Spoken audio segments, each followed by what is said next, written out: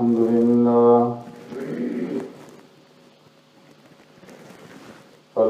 لله نحمده ونستعينه ونستغفره ونؤمن به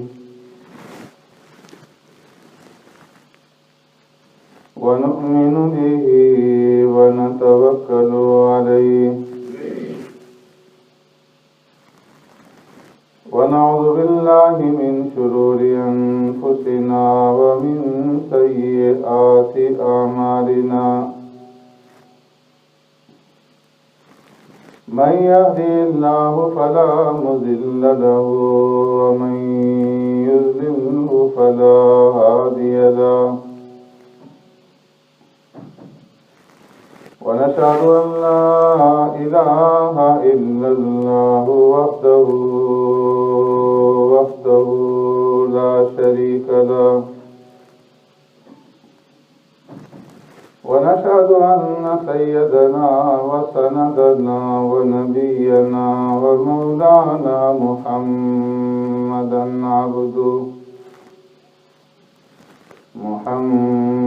عبده ورسوله أرسله الله إلى كافة للناس بشيرا ونذيرا وداعيا إلى الله بإذنه وسراجا منيرا أما بعد فقد قال الله تبارك وتعالى في القرآن المجيد فأعوذ بالله من الشيطان الرجيم بسم الله الرحمن الرحيم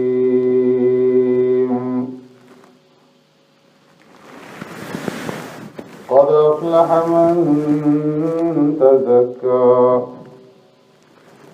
وذكر اسم ربه فصلى بل تؤثرون الحياة الدنيا والآخرة خير وأبقى إن هذا لفي الصحف الأولى صحف إبراهيم وموسى صدق الله مولانا العظيم يا رب صل وسلم دائما أبدا على حبيبك خير الخلق كلهم هو الحبيب الذي ترجى شفاعته لكل هول من الأهوال مقتحم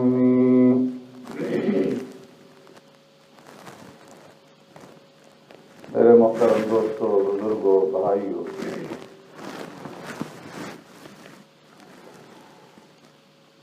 اللہ تبارک و تعالی نے رحمتوں والا اور برکتوں والا مہینہ، صبر، ہمدردی اور غمخواری والا مہینہ، مجاہدے والا مہینہ، اپنی خواہشات کو اللہ تبارک و تعالیٰ کی رضامندی اور خوشنودی کے لیے دبانے والا مہینہ عطا فرمایا، اور آج اس مہینے کے اختتام پر عید کا دن ہے۔ یہ عید کا دن ثمرہ ہے، نتیجہ ہے، پھل ہے رمضان المبارک کے مہینے کا، اور آج مسلمان دوگانہ ادا کرنے کے لیے، شکرانے کے نفل ادا کرنے کے لیے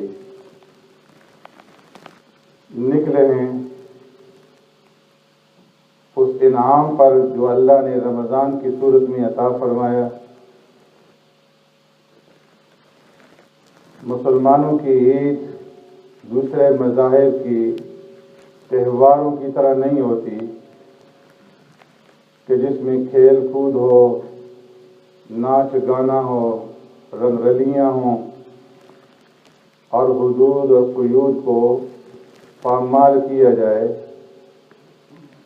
بلکہ مسلمان کی عید اس طرح سے شروع ہوتی ہے کہ وہ عید کے دن صبح سویرے اٹھ کر کے نہا دھو کر اور صاف ستھرے کپڑے پہن کر اور اللہ کے دیے ہوئے رزق میں سے کوئی میٹھی چیز کھا کر کہ یہ افطار کا دن ہے، خوشبو لگا کر کے اللہ کی عظمت اور اس کی بڑائی کے بول بولتے ہوئے، اللہ کی کبریائی کا نعرہ لگاتے ہوئے اللہ اکبر اللہ اکبر لا الہ الا اللہ واللہ اکبر اللہ اکبر وللہ الحمد، ان الفاظ کے ورد کے ساتھ وہ عیدگاہ کی طرف روانہ ہوتا ہے تاکہ اللہ کے حضور میں حاضری دے کر کے شکر بجا لا سکے۔ تو اس لحاظ سے عید کا دن اور رمضان المبارک یہ آپس میں لازم ملزوم ہیں۔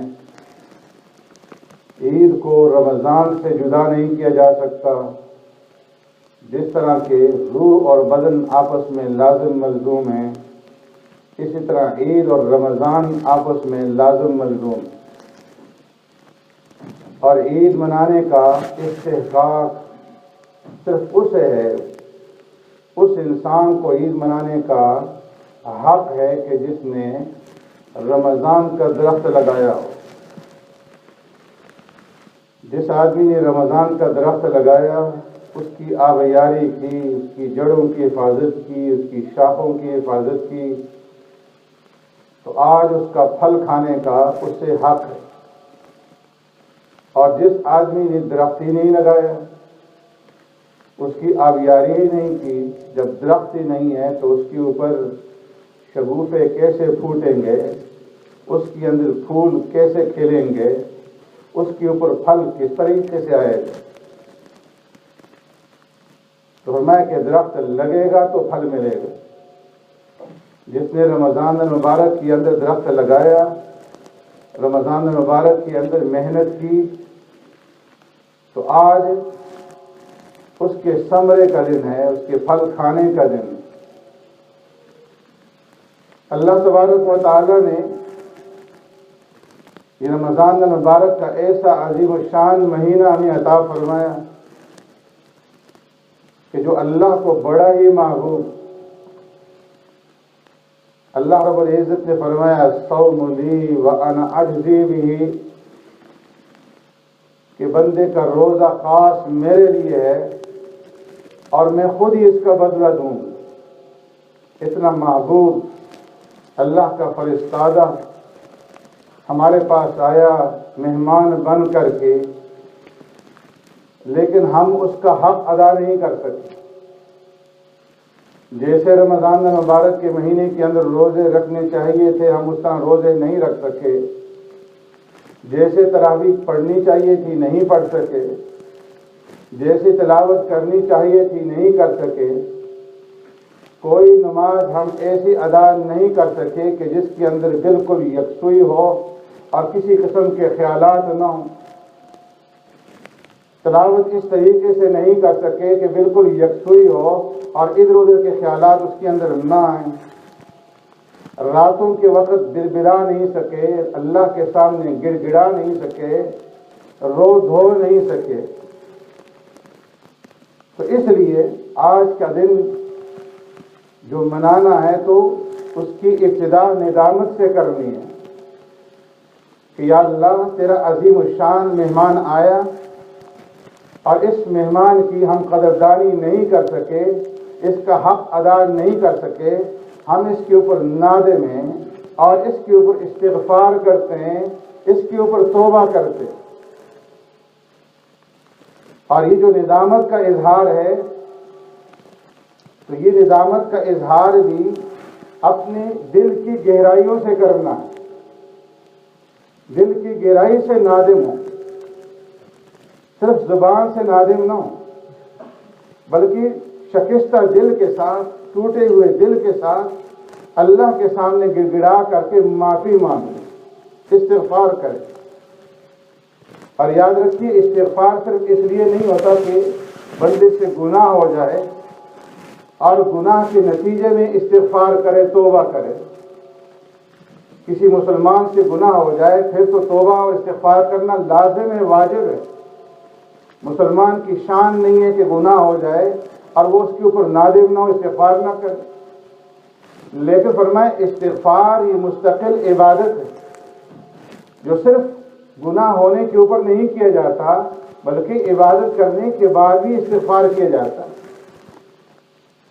اور اسی لیے اللہ نے جو انبیاء بھیجے، ہر ایک نبی نے اپنی دعوت کے بعد، اپنے کام کے بعد استغفار کیا۔ آدم علیہ السلام اللہ سے یوں دعا کرتے ہیں، ربنا ظلمنا انفسنا وَإِن لَّمْ تَغْفِرْ لَنَا وَتَرْحَمْنَا لَنَكُونَنَّ مِنَ الْخَاسِرِينَ۔ اے پروردگار، ہم نے اپنے اوپر بڑا ظلم کیا، اگر آپ ہمارے اوپر رحم نہیں فرمائیں گے، ہمیں معاف نہیں فرمائیں گے تو ہم بڑے ٹوٹے کے اندر ہوں گے، نقصان کے اندر ہوں گے۔ نوح علیہ السلام قوم کو دعوت دیتے ہیں اور اللہ کے سامنے یوں بیان کرتے ہیں، فَقُلْتُ اسْتَغْفِرُوا رَبَّكُمْ إِنَّهُ كَانَ غَفَّارًا۔ پروردگار، میں نے قوم سے کہا کہ تم استغفار کرو، اپنے رب سے معافی مانگو کہ تمہارا رب بڑا معاف فرمانے والا۔ ہود علیہ السلام فرماتے ہیں، استغفروا ربکم، اپنے پروردگار سے معافی مانگو، استغفار کرو۔ سلیمان علیہ السلام فرماتے ہیں، رب اغفر لی، پروردگار میری مغفرت فرما دیجئے، مجھے معاف کر دیجئے۔ ابراہیم علیہ السلام فرماتے ہیں، میں پروردگار سے اس بات کی تمنا رکھتا ہوں، امید رکھتا ہوں، ان یغفر لی خطیئتی یوم الدین، کہ وہ میری خطائیں قیامت کے دن معاف فرما دیں گے۔ اللہ کے حبیب ہیں، دعوت دیتے ہیں، اسلام کا غلبہ ہوتا ہے، اللہ کی طرف سے حکم آتا ہے، اذا جاء نصر اللہ والفتح، جب اللہ کی مدد آ پہنچے اور فتح ہو، اور ورأیت الناس يدخلون فی دین اللہ افواجا، آپ دیکھیں کہ لوگ اسلام کے اندر جوک در جوک، فوج در فوج داخل ہو رہے ہوں، فسبح بحمد ربک واستغفر، تو رب کی پاکی بیان کیجیے اور استغفار کیجیے۔ حجاج حج سے واپس لوٹتے ہیں تو اللہ فرماتے ہیں، ثم افیضوا من حیث افاض الناس واستغفروا اللہ، کہ جب تم واپس لوٹ جاؤ عرفات سے، مزدلفہ سے، تو استغفار کرو۔ تو عبادت کے بعد بھی استغفار ہے۔ اللہ رب العزت نے بار بار استغفار کرنے کا، توبہ کرنے کا، ندامت کا حکم دیا کہ جیسی اللہ کی عبادت کرنی چاہیے ویسی عبادت ہم نہیں کر سکتے۔ توبوا ایھا المؤمنون لعلکم تفلحون، اے ایمان والو تم سب کے سب توبہ کرو، اپنی ندامت کا اظہار کرو تاکہ کامیاب ہو جاؤ۔ یا ایھا الذین آمنوا توبوا الی اللہ توبۃ نصوحا، اے ایمان والو پکی اور سچی توبہ کرو۔ قل یا عبادی الذین اسرفوا علی انفسہم لا تقنطوا من رحمت اللہ، جن لوگوں نے اپنے اوپر ظلم کیا ہے، گناہ کیے ہیں، اللہ کے حکموں کو توڑا ہے، وہ اللہ کی طرف رجوع کریں، توبہ کریں، اللہ کی رحمت سے مایوس نہ ہو، نا امید نہ ہو۔ کلکم خطاؤون وخیر الخطائین التوابون، سب کے سب گناہ گار ہو اور بہترین گناہ گار وہ ہیں جو توبہ کریں۔ التائب من الذنب کمن لا ذنب لہ، جو توبہ کرتا ہے وہ ایسا ہے گویا اس نے گناہ کیا ہی نہیں۔ تو آج کے دن سب سے پہلا کام شکستہ دلی کے ساتھ، ندامت کے ساتھ اللہ سے معافی مانگی کہ یا اللہ عظیم شان مہینہ تو نے دیا، اور عظیم انعامات ہمارے اوپر کیے، لیکن ہم قدردانی نہ کرتے۔ اور پھر اس کے بعد رمضان المبارک کا مہینہ تو ختم ہو گیا، رمضان المبارک کا مہینہ ختم ہو گیا، لیکن چھٹی نہیں ہوئی کہ رمضان ختم تو سب کچھ ختم۔ کیونکہ فرمایا کہ رمضان المبارک کے مہینے کے بعد جو رمضان کے روزے تھے، اس کے بعد جو اصل روزہ ہے، اس اصل روزے کی طرف ہم نے رجوع کرنا ہے۔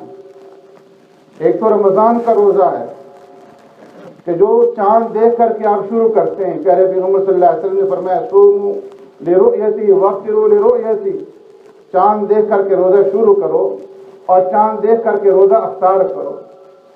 رمضان کا چاند دیکھتے ہیں، روزہ شروع کرتے ہیں، تراویح ادا کرتے ہیں، اور پھر جو لوگ تہجد پڑھنے والے ہوتے ہیں وہ تہجد پڑھتے ہیں، سحری کھانے والے سحری کھاتے ہیں، اور اس کے بعد اعلان ہوتا ہے کہ روزہ بند، اب کھانا بند، پینا بند، اور باقی اپنے گھر والوں سے تعلقات بند، یہاں تک کہ سورج غروب ہو جاتا ہے، اور پھر اعلان ہوتا ہے کہ اب روزہ کھولو، اب کھاؤ اور پیو اور اب خوشی مناؤ۔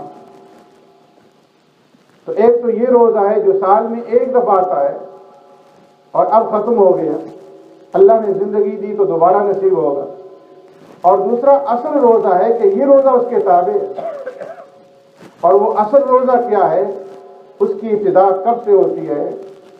فرمایا جو بچہ مسلمان کے گھر میں پیدا ہوا، جب وہ بالغ ہوا تو اس کی بلوغ سے اس کی ابتدا شروع ہوتی ہے۔ جو کافر ہے، اسلام کے اندر داخل ہوا، کلمہ پڑھا، تو کلمہ پڑھنے سے اس روزے کی ابتدا شروع ہوتی ہے۔ جب وہ شریعت کا مکلف بن گیا، اللہ کے قوانین اس کے اوپر لاگو ہو گئے، اس کا روزہ شروع ہو گیا۔ اور اس روزے کا افطار کب ہوگا؟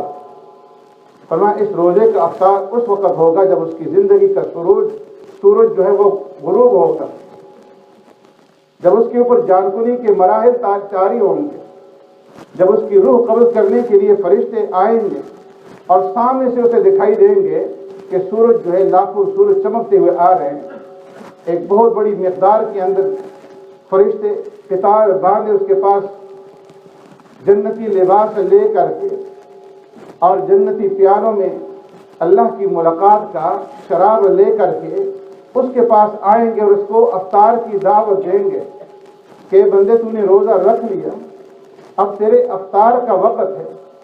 اور افطار کی دعوت کس طریقے سے دی جائے گی؟ اخرجی ایتھا النفس الطیبہ کانت فی الجسد الطیب، اے پاکیزہ روح، پاکیزہ جان نکل جو پاکیزہ جسم کے اندر موجود تھی۔ اخرجی الی روح و ریحان ورب غیر غضبان، نکلو نعمتوں کی طرف، جہاں نعمتیں ہی نعمتیں ہیں، جہاں عید ہی عید ہے، اور عید ایک دن کی نہیں، ہمیشہ ہمیشہ کی عید ہے۔ ورب غیر غضبان، ایسے رب کی ملاقات کی طرف نکلو کہ جو تمہارے انتظار میں ہے، جو تمہارے اوپر بڑا محبوب ہے، جو تمہارے اوپر غصہ نہیں ہے، اس لیے کہ تم نے روزے کا حق ادا کیا۔ یا ایتھا النفس المطمئنہ، او مطمئن نفس، مطمئن جان، اخرجی الی ربک راضیۃ مرضیہ، نکل اپنے پروردگار کی طرف اس حال میں کہ تیرا پروردگار تجھ سے راضی، تو اپنے پروردگار سے راضی۔ فادخلی فی عبادی وادخلی جنتی، پروردگار کی طرف سے اعلان ہوگا میرے بندوں میں داخل ہو جا، میری جنت میں داخل ہو جا۔ یہ کامیابی ہے، یہ جو افطار ہے، یہ جو عید ہوگی، فرمایا کہ یہ اصل عید ہے کہ رب کی طرف رجوع ہو، رب راضی ہو اور رب کا دیدار ہو، یہ سب سے بڑی عید ہے۔ تو اس لیے رمضان المبارک کا مہینہ ختم ہونے کے بعد ہماری چھٹی نہیں ہو گئی کہ سب کچھ ختم، رمضان میں تو نمازیں ادا کر لیتے ہیں، لیکن جو اصل روزہ ہے اس میں نمازوں کا اہتمام نہیں ہوتا۔ رمضان میں کسی قدر تلاوت کر لیتے ہیں، لیکن جو اصل روزہ ہے اس کے اندر تلاوت کا اہتمام نہیں۔ رمضان میں تو کسی قدر غیبت سے اپنے آپ کو بچا لیتے ہیں، لیکن جو اصل روزہ ہے اس میں اس سے بچنے کا کوئی اہتمام نہیں ہے۔ رمضان کے روزے کے اندر کھانے پینے سے روکا جاتا ہے کہ کھاؤ مت پیو مت، اصل روزے کے اندر کھانے پینے سے نہیں روکا جاتا۔ تو میں کلو وشربو، کھاؤ اور پیو، روکا کس چیز سے جاتا ہے؟ ولا تسرفو۔ اصل جو روزہ ہے اس میں کھانے پینے کی ممانعت نہیں ہے، اس میں جو ممانعت ہے تو وہ گناہوں کی ممانعت ہے کہ یہاں گناہوں سے روزہ رکھنا ہے، یہاں پر اللہ کی نافرمانی نہیں کرنی، یہاں اللہ کے نبی کی نافرمانی نہیں کرنی، یہاں شراب نہیں پینی، یہاں جوا نہیں کھیلنا، یہاں سود نہیں لینا، یہاں قمار بازی نہیں کرنی، اور یہاں جھوٹ نہیں بولنا، یہاں دغا بازی نہیں کرنا، یہاں کسی کو دھوکہ نہیں دینا، یہاں کسی کا حق نہیں مارنا، کسی کا حق غصب نہیں کرنی، کسی کو گالی گلوچ نہیں کرنی، چوری نہیں کرنی، ڈکیتی نہیں کرنی، ناپول کے اندر کمی نہیں کرنی، ملاوٹ نہیں کرنی۔ ان سارے کے سارے گناہوں کا روزہ ہے۔ جس انسان نے اس روزے کے اندر کامیابی حاصل کر لی تو وہ کامیاب ہے، اور جس انسان نے اس روزے کے اندر کامیابی حاصل نہیں کی تو وہ ناکام ہے، اور ہمیشہ ہمیشہ کی اس کے لیے ناکامی ہے۔ اس لیے ہم رمضان المبارک کے اندر تو روزہ رکھ لیتے ہیں، لیکن جو ہی رمضان سے فارغ ہوئے واپس لوٹے اپنی زندگی کی طرف، اصل روزے کی طرف، عید کی نماز پڑھ کر کے فارغ ہوئے تو پھر ساری کی ساری چیزیں دوبارہ لوٹ آتی ہیں۔ کچہریوں کے اندر جائیں تو وہاں پر گواہیاں بکتی ہیں، جتنی بڑی بولی لگے گی اتنی بڑی گواہی ملے گی، جتنے زیادہ پیسے ملیں گے اتنی زیادہ عمدہ گواہی دی جائے گی۔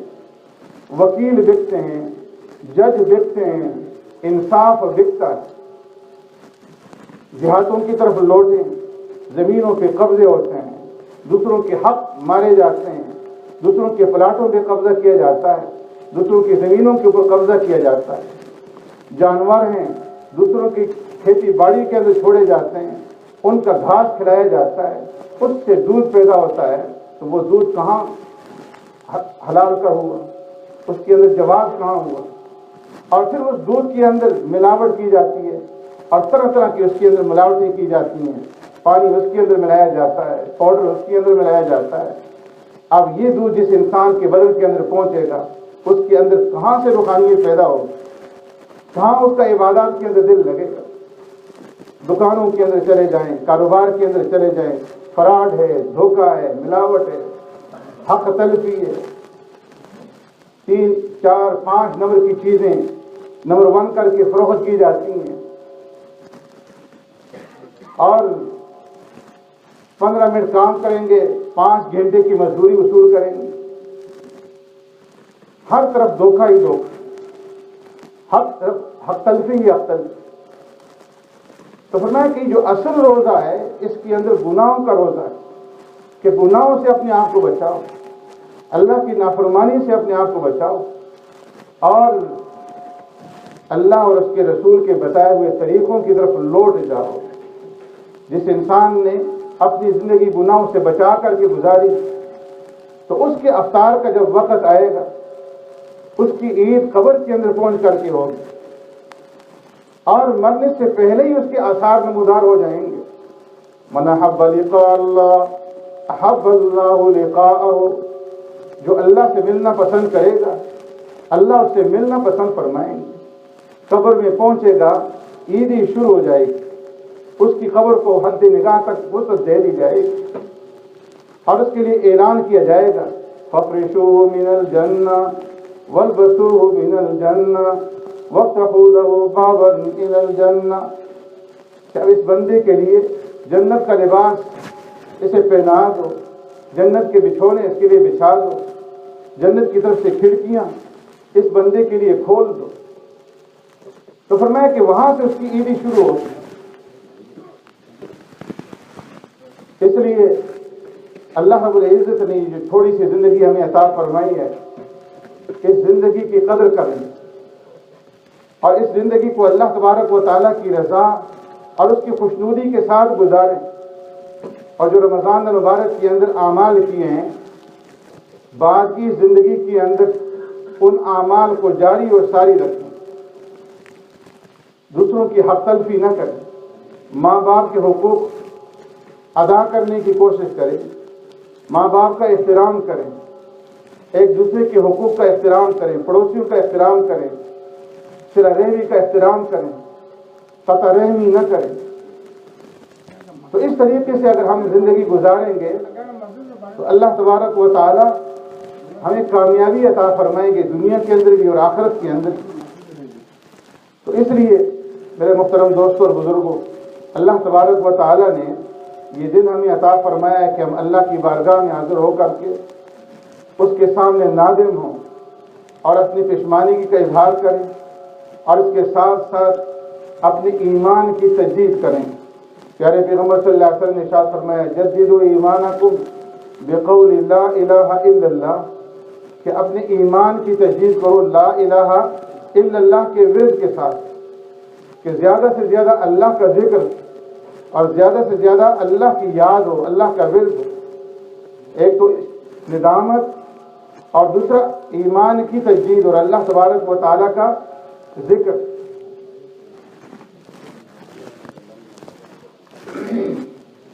اب آپ حضرات نیت سماعت فرما لیں۔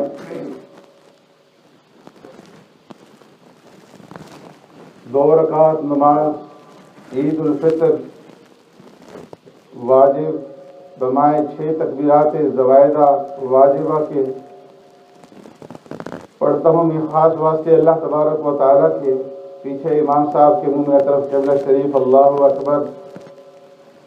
اس کے بعد امام سبحانک اللہ پڑھے گا، آپ بھی سبحانک اللہم آخر تک پڑھیں گے، اور اس سے فراغت کے بعد 3 تکبیرات زوائدہ کہی جائیں گی۔ پہلی تکبیر کہتے ہوئے اللہ اکبر کہتے ہوئے دونوں ہاتھ کانوں تک اٹھا کر کے چھوڑ دیں گے، دوسری تکبیر میں پھر دونوں ہاتھ کانوں تک اٹھا کر چھوڑ دیں گے، اور تیسری تکبیر میں دونوں ہاتھ ناک کے نیچے باندھ دیں گے۔ پہلی رکعت مکمل ہوگی، پھر اس کے بعد دوسری رکعت میں پہلے قرات ہوگی، اور قرات سے فارغ ہونے کے بعد رکوع میں جانے سے پہلے پھر 3 تکبیرات زوائدہ کہی جائیں گی۔ پہلے 3 تکبیرات میں ہاتھ چھوڑ دیں گے، اور چوتھی تکبیر بھی بغیر ہاتھ اٹھائے ہوئے رکوع میں چلے جائیں گے۔ اس طرح 2 رکعتیں مکمل ہوں گی۔ اگر کوئی آدمی ایسے وقت میں آ کر کے شریک ہوتا ہے کہ امام قرات شروع کر چکا ہے تو وہ پہلے تکبیرات کہہ لے اور پھر اس کے بعد امام کی قرات سماعت کرے۔ اگر کوئی آدمی رکوع کی حالت میں شریک ہوتا ہے، قیام کی حالت میں اللہ اکبر کہہ کر نماز میں داخل ہو، اور پھر رکوع میں جھک کر کے بجائے سبحان ربی العظیم کہنے کے وہ تکبیرات اپنی پوری کر لے۔ اگر کوئی آدمی دوسری رکعت میں شریک ہوا ہے، ایک رکعت اس کی مس ہو گئی ہے، سلام پھیرنے کے بعد جب وہ اپنی رکعت پوری کرنے کے لیے کھڑا ہو تو پہلے قرات کرے اور اس کے بعد پھر جو ہے تکبیرات کہے۔ اگر نماز کے اندر کوئی غلطی ہو جاتی ہے امام سے تو سجدہ سہوا نہیں، درست فرمائیں۔